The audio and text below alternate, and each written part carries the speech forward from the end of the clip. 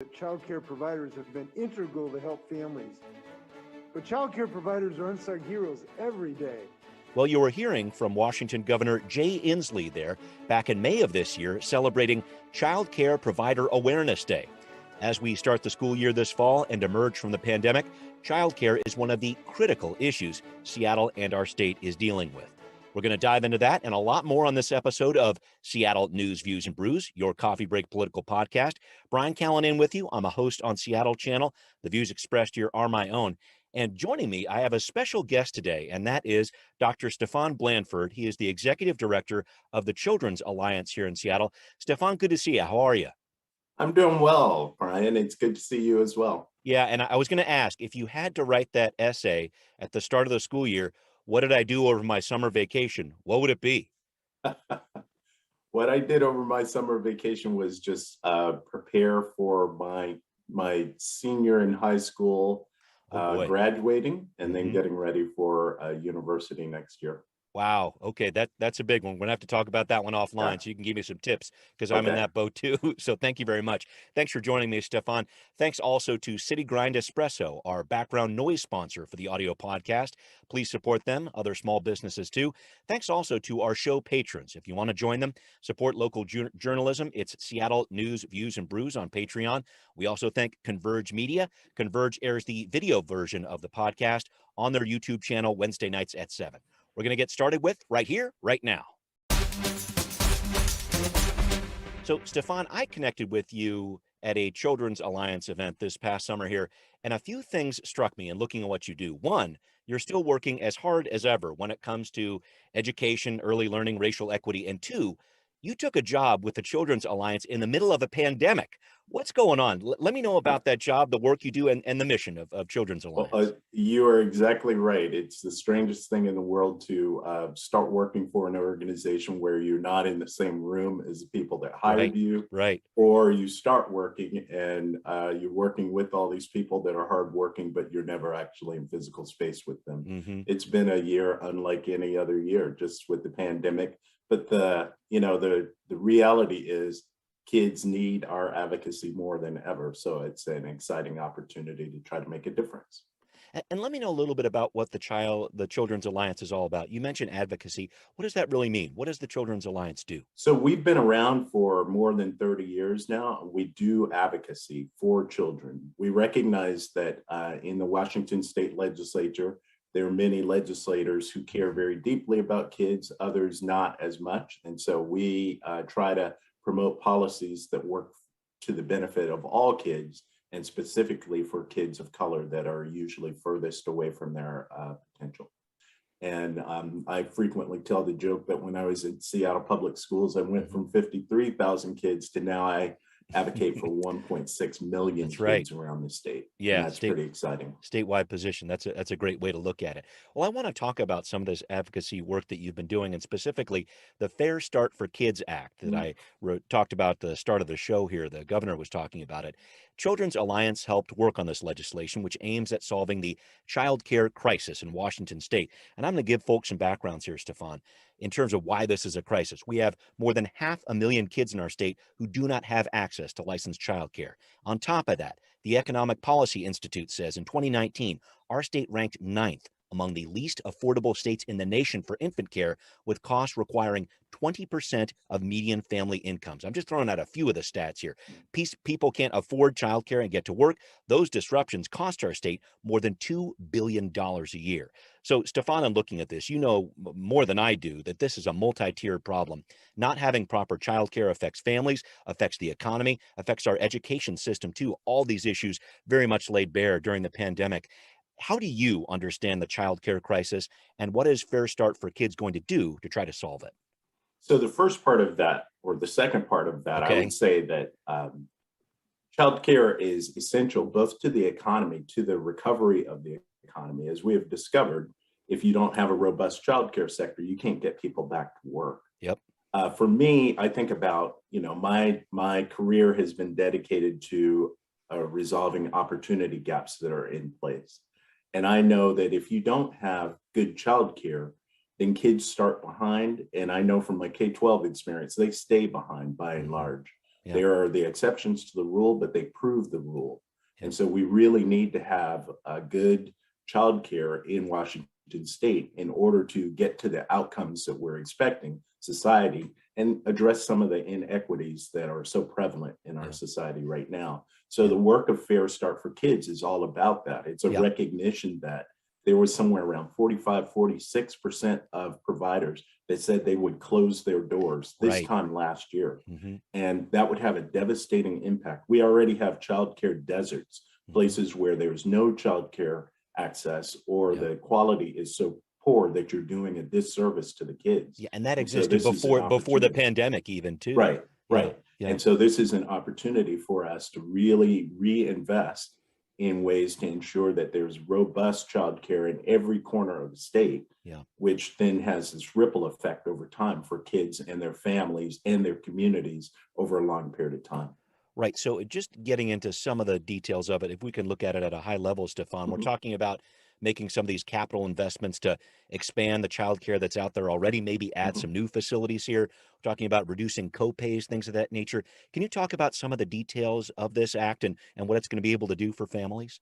You got most of it right there. Okay. There is a large segment of the population right now that doesn't qualify for subsidies. Right. Childcare is very expensive. Mm-hmm. And this would provide additional support to those families that we would index their incomes based on a different measure than we have in the past that will allow more families, more middle income working class families to actually access childcare. And that's very exciting.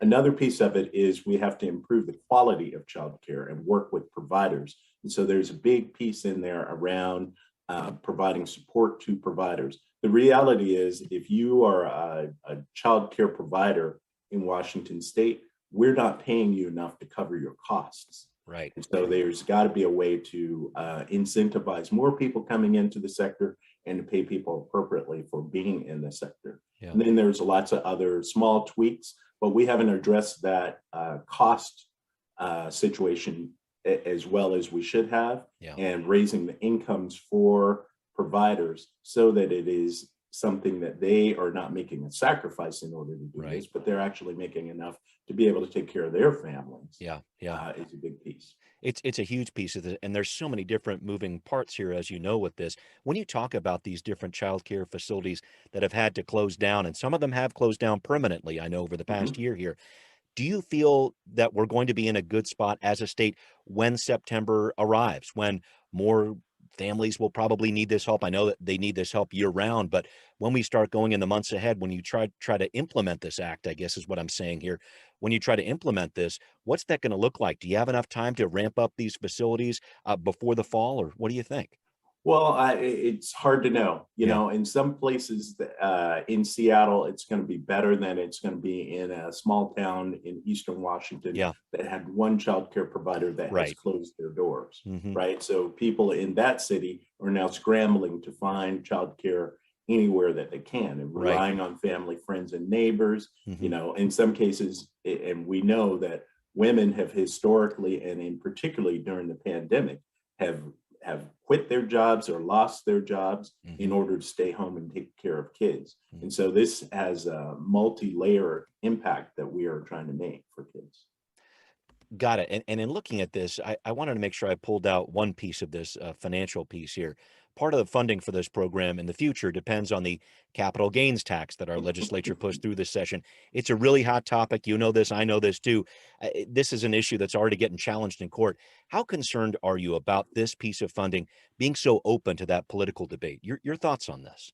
Yeah, I'm glad you raised that. I was wondering if that was going to come up as a topic. It surely is a investment that the legislature made to say that people who are making just outlandish profits, right, should take some portion of those and put them towards childcare, towards this essential service that we don't have funding for otherwise. In the first year, funds from the stimulus, the federal stimulus, will be funding it. But in the future, if we don't have a capital gains tax, we need to have something that will provide a revenue stream. Yeah. It's my belief that the capital gains tax will pass constitutional muster, Hmm. that as it heads towards an eventual Supreme Court Yeah. decision, that Yeah. eventually it will be judged as something that is acceptable. But Yeah. if not, we've got to strategize what is the next move in order to ensure that there's a revenue stream Right. in order to make these investments. Right. Which almost makes rolling this program out in the months ahead here critical, just to prove the case, I guess, is kind of That's where I'm going exactly with that. right. That's Yeah. exactly right. To prove the need, Hmm. Children's Alliance is going to be very involved in the implementation of it. Yeah. As you well know, legislator votes yes, the legislature Hmm. approves the thing, and the legislator that had the legislative intent that it should help families, that it should, sometimes that gets lost as it moves from the legislature to the administrative arms, Yeah. administrative agencies. And so we have a key role to play in ensuring that that legislative intent actually informs. And so what that means is that families that didn't realize that they are now eligible for subsidies, we have to go out and do active outreach to those families to make Okay. sure that they know, so that they can take advantage of this service that is now available. And that's a big piece of it. I think just the education of the general public about this, because I know when my wife and I started getting involved in the childcare world, gosh, I'm looking at 14 some odd years ago now. My kids are definitely older. This was something that was such a challenge for us, and it Yeah, was basically another mortgage we were paying. And yeah, we're doing a lot better than a lot of people. I have to face up to that, but gosh, this was something that was such a financial burden on us, and I know it is on other families too. And I guess you're trying to have that conversation with different families, because this really affects everybody. It's not just right, people who are not that well off, people who are a lot of different people you're trying to reach right, out to here, it sounds right. like. Yeah, it's funny when you talk about your experience with childcare. I was in college, getting my doctorate at the Yeah. same time that we were getting childcare, and we had that Oh boy. same debate about, wow, I'm spending more money on childcare than by a lot, by Right. a multiple, Yeah. Yeah. and recognizing that. But also in, particularly in communities of color, Yes. communities that have not been well served, they Yeah. don't know that those subsidies are available now. And so we Yeah. have to do active outreach. And, Yeah. for many communities, if you go in and you say, I work for the Yeah. government and I Right. want to Watch out. give you something, the Yeah. door gets closed. And so Yeah. we need to figure out new ways to do outreach. I know I do so much work with the city of Seattle and their different programs. It's an issue for every different agency Mhm. that tries to do this. Is it trying to make connections with these different trusted advisors within those Yes, communities? Or tell indeed. me what this might look like on the ground. I know you've been thinking about it a lot. Yeah, I think you have gotten it. And it is a recognition that, instead of some governmental official Hmm. walking into a community and saying, we've got this free service, Yeah. you use trusted advisors, you Yeah. use people that are well known in the community. In many cases, you just identify community leaders Yeah.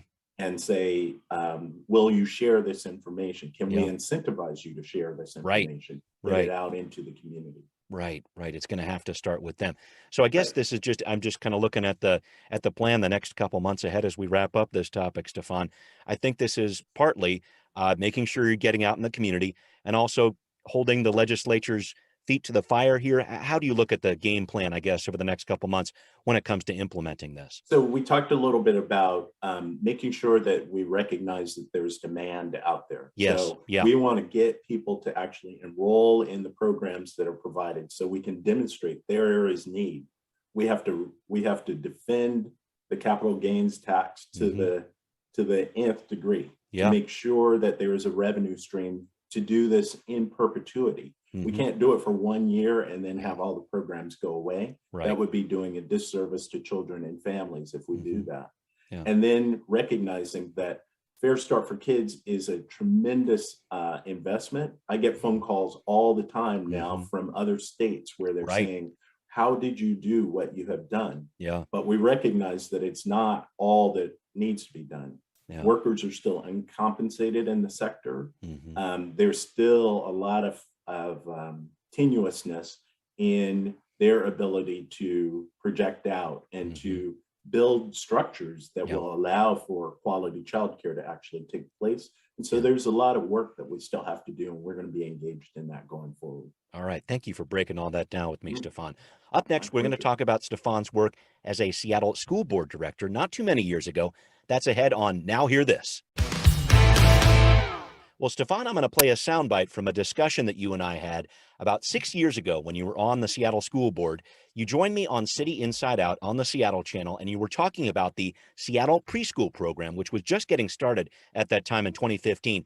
Here's what you were saying about the potential of the SPP, how it could help with student achievement as kids move from preschool into the K through 12 system. Let's listen. This is a wonderful opportunity, particularly to address our achievement and opportunity gaps at Right. K-12. Right. Kids who are arriving at the K-12 door, or when they arrive in kindergarten, they're ready to go. And that's probably our most potent strategy in addressing our achievement and opportunity gaps. Well, Stefan, you can't say that you haven't stayed on message. This is something you've been saying then. You're saying it now. I really wanted to focus on Seattle, though, and get your take on how we're doing with early learning. This is an issue you've been passionate about for many years, certainly when you served on the school board from 2013 to 2017.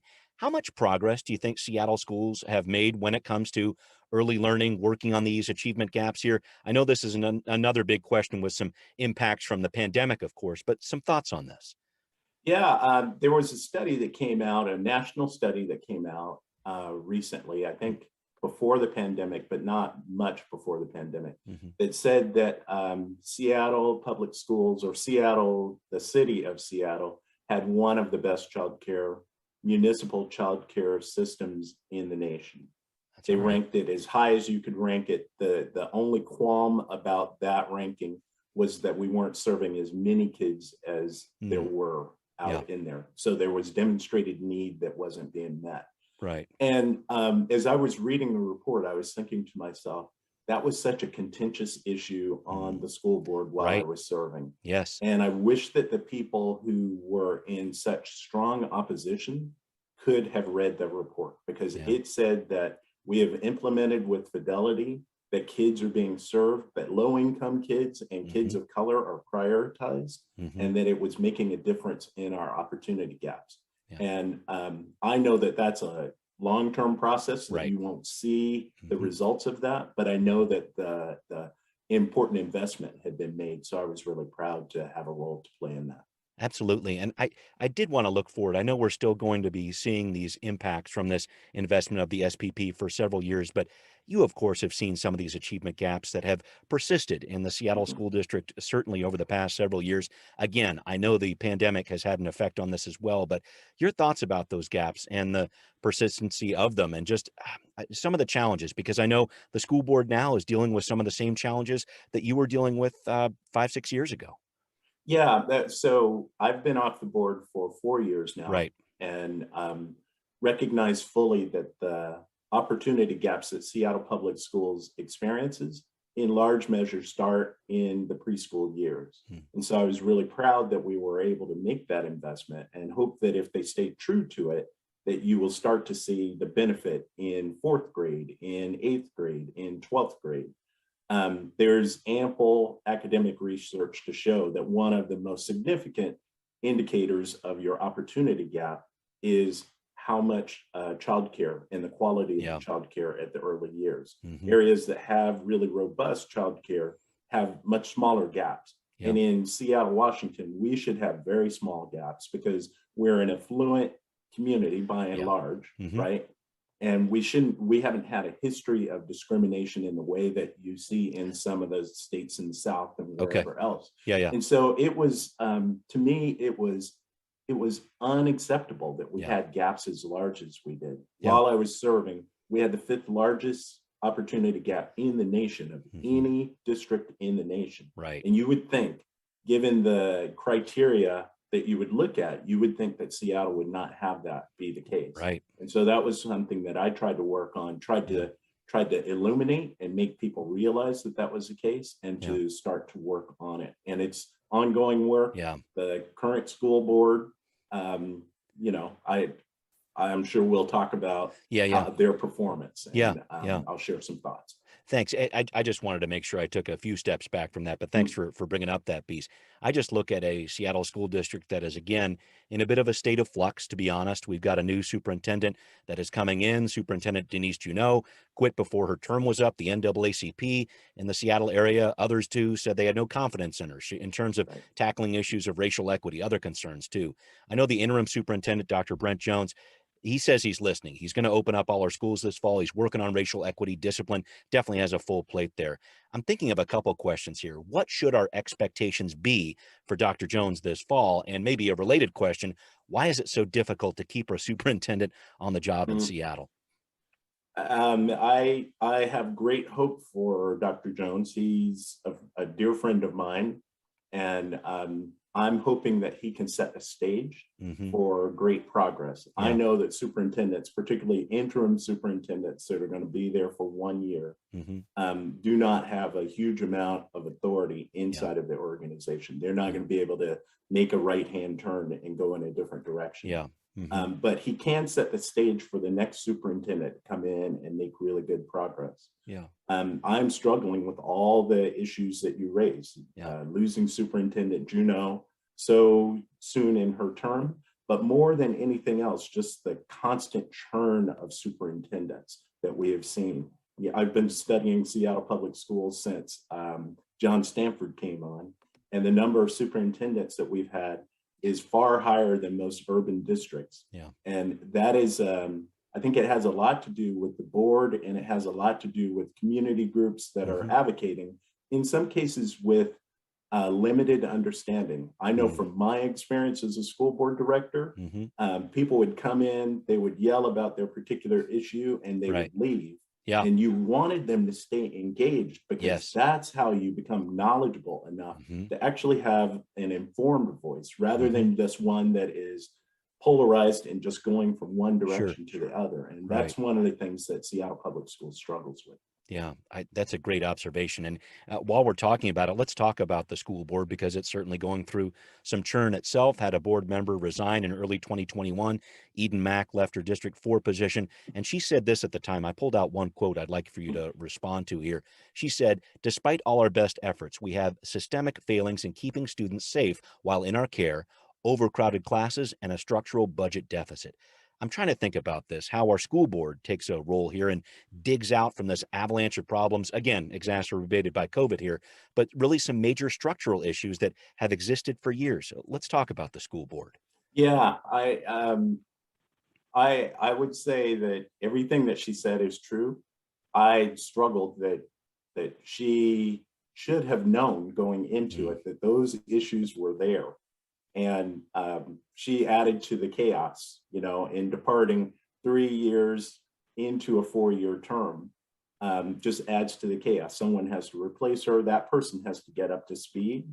And I know from my personal experience, it takes a year or two to even recognize how to make change inside of the district.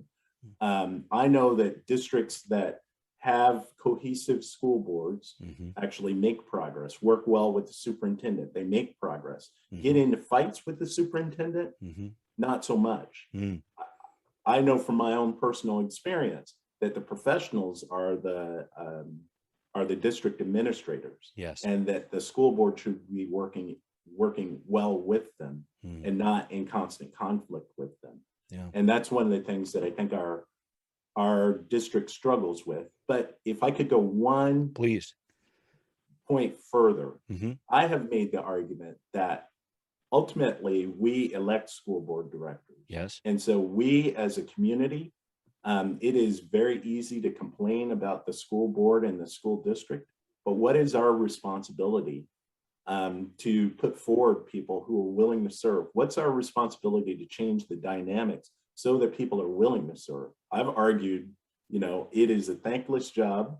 It can consume 30 to 40 hours a week, and you don't get paid for it. You get paid a small amount, so small that I didn't even fill out all the paperwork that was necessary to get the funding for it. And so what is our responsibility as a community if we want this $1 billion+ enterprise to serve the kids and families in this city? I think we have to do some structural reform. We have to be very serious about it. But most importantly, I think those of us who care about Seattle Public Schools need to be invested in it. And that means going to a school board meeting, engaging with your school board directors, thinking about other people's kids. Yes. Too frequently, we get into this battle where parents would come to me and they didn't care about the kids in other parts of the district. They didn't even care about the kids in their school. They only cared about their kid and the kids that looked like their kid. Right. And I think that's one of the dynamics that is most dangerous to a school district when you have a whole group of people who say, if you don't do what I want, then I'm going to leave the district and I'm going to go somewhere else. And you have another group of parents who say, if you don't do what I want, then I'm going to burn the place down, basically. I'm going to get school board directors fired. I'm going to get rid of superintendents. All of that works to the harm of the 52,000 kids that we're trying to serve. Yeah, and there are a ton of them there. I think about that and the different, it can be school versus school. It can be classroom versus classroom within a school sometimes. And I just try to look at those different efforts, because I know you've tried to juggle these different pieces together for many, many years here.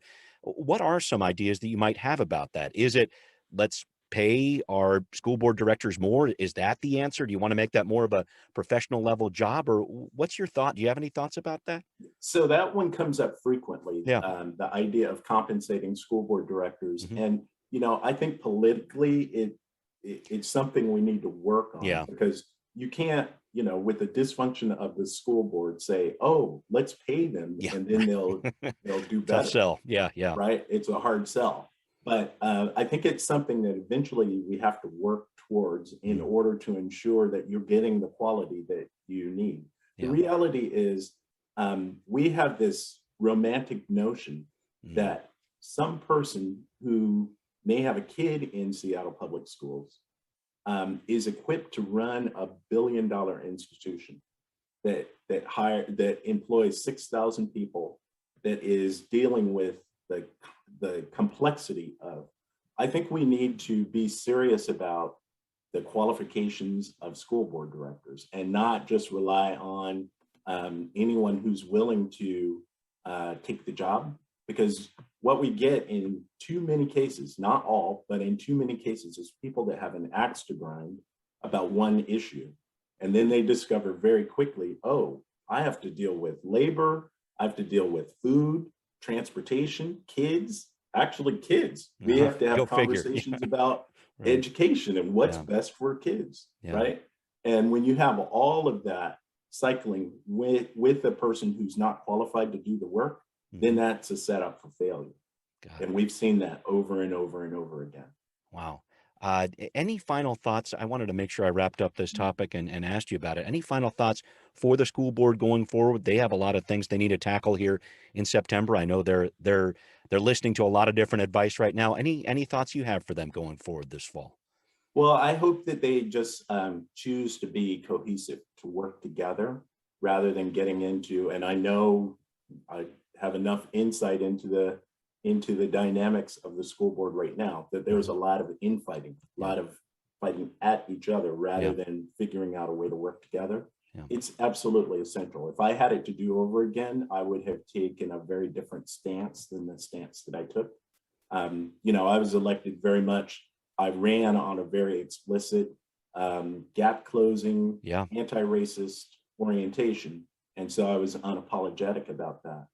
I wouldn't compromise that, but I would figure out a way to be more collaborative and to figure out, what do my colleagues on the board, what do they need?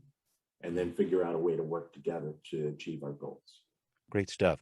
Dr. Blanford, I thank you for that. I want to look ahead in the future because we know it's going to be brighter ahead. It's in our next segment here. What's next?